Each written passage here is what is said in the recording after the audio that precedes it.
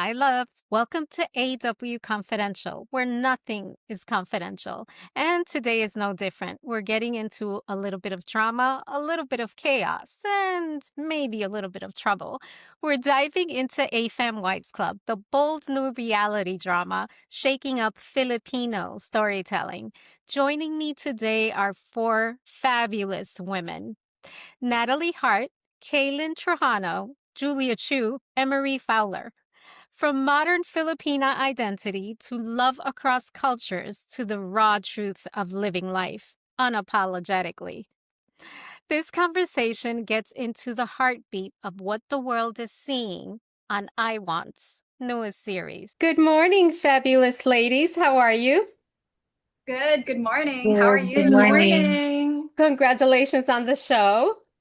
Thank you Thank so Thank much. you. you. So, reality drama is a whole different level of transparency. I love reality. It takes me out of my own reality. Uh, what surprised you the most about seeing your real lives, your love, your choices, your identity reflected back at you through the camera? Because I cannot imagine my life on camera. We, Mm.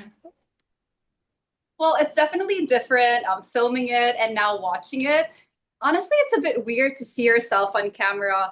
And I've forgotten a lot of the things that we talked about, but also seeing all the stories mixed together and how it all like plays together, like with what the girls think about each other, all those like little insights that you kind of keep to yourself when you first meet someone. All of it is on the show. So it's a bit nerve-wracking in that sense, but also really exciting to have that like peek behind the curtain. I love that. How about you guys? What do you think, Kay? For me, similar to what Julia said, it was nerve-wracking, but I guess it's to each is to its own because for me, being pageantry, I'm already in the lens of a lot of people, and especially with my background story, it's much more of a tighter lens. I could say it's more of a telescope or a microscope if I could give it a little bit more detail into it. But it's fun because at the end of the day, it's storytelling and it's a story of each one of us that is a symbol of hope to women in general. And again, like what you've said, it's kind of like an escape to a different reality, a reality of different women, and it's entertaining, it's drama, it's giving you all the bits and pieces that you need. Especially I know internationally they love this kinds of stuff. And part of it, it's not just entertainment and all about this drama, it's also very educational, and we are sharing education through our stories as well. 100%.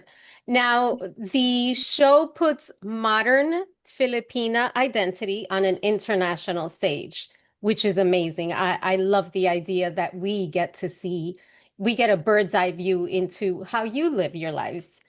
What part of today's Filipino womanhood were you most proud of to share to the world?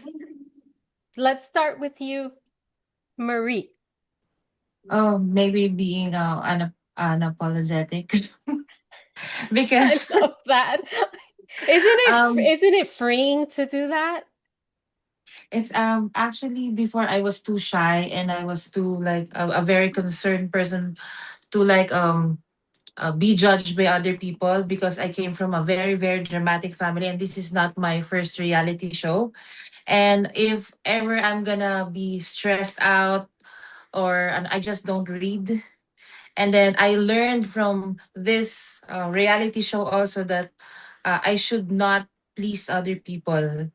I should accept myself for who I am. I should love myself because someone there loves me I for who love I am. that. Yeah. I love that. Yes, absolutely, 100%. Julia, what do you hope global audiences finally understand about Filipino womanhood? I would say that it's that Filipino women have their own voice. We're still a very traditional culture and we're often taught to just obey and like listen to our elders and listen to our superiors. But the modern Filipino woman is assertive. The modern Filipino knows what she wants and is able to fight for it. And I think that really came out in the show because, all four of us are very independent, very outspoken women. And I love that that finally has representation on mass television, right? Yeah, and I love it because I think whether I'm Dominican, so whether you're Dominican, Puerto Rican, Filipino, there are certain things that tie us together as women. And Yes. it's the silence, it's the shame, the guilt, the fear. And I Mhm. love that you are fearless and you are unapologetically yourself. So thank Yes. you for just Mm. reinforcing that idea. Now, is it Kaylin? Yes, Kayleen. Lean, I'd love to ask you this because your presence on the show is historic. Congratulations. Thank We you. there is so much respect and love for what you're sharing. So thank you for that.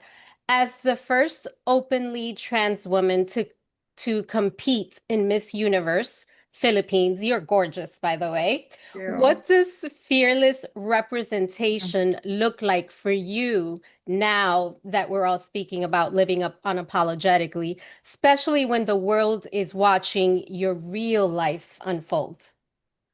Um, Being fearless is simply being human. Ooh, Because despite all of the titles, despite the recognition, despite the work, it doesn't matter, because if I'm not relevant, if my story will not unfold and will not be, an inspiration to other women out there, especially for trans women in Latin American countries right now, it's a very, very top issue in this region. I One of my sisters won in my pageant internationally, which from Puerto Rico, which I love her, is my reina. Yeah, she's one of my sisters and my close friends. I used to work with a lot of Latin South American organizations, and I noticed that they really need representation. And me as a Filipina, I'm a biracial as well, from a Middle Eastern family and also Filipina. So you could see that a lot of a lot of things that happened to me is from a lot of restrictions. And here it's about being free, being liberated, just coming out, being authentic, and just showing that a trans Pinay or a trans woman like me could also be part of something bigger. And I'm not shying out, because I know that my story could inspire and catapult a lot of lives as well, so that they could also choose a path that they could be upfront and choose a better life for themselves. So yeah. oh, I love it. And we all need to do more of that. We are Yes. just be ourselves. So thank you. Thank you. Thank you also. Now, before I let you go, I want to know from each of you what's one truth about love, identity, or ambition that you realized while filming. Maybe something that you weren't ready to admit until the cameras forced you to face it. I would It say that love is go ahead. difficult. Like in all the rom-coms you see that all these like fluffy stories about like sweet gestures and everything. But I think in real life, love is really difficult. It's about making hard choices. Choosing your partner every day is difficult. It's, like you're two different people with possibly, in our case, right, coming from two different cultures, maybe with different ambitions, different backgrounds. And it can be difficult to reconcile that. And just choosing to love that person every day, even when it's hard, even when you're fighting over cultural differences, even when your families are clashing and your choices don't coincide, that is the choice that you make every day to be with a partner that you love. I love that. Thank you for the reminder. I want to add to that as well. What if Julia said is like love is difficult. I guess what we also experience here is life in general is difficult. No matter how success may be, how much we have been successful as people think, as we think as well, and life still has more challenges. There's a lot of rocks that we will be still be trying to, to forcefully open. There's not gonna be a lot of boulders. We're gonna experience a lot of like fire and like troubles, but still as women we are fighters, and life is all about just keep on fighting and moving forward, and you're gonna see that in this show.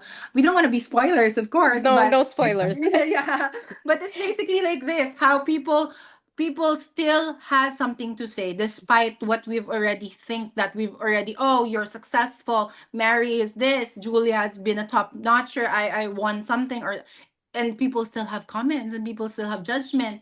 And we are gonna be trying to wait, how are we gonna maneuver and navigate our lives through all of this, social On camera. criticisms on camera, right? And our partners being involved in this life. So it's like a clash of like you're trying to balance life circumstances, your personal career and love. So it's everything all in one bubble, and it's gonna be chaotic, but Oh and boy, yes, drama.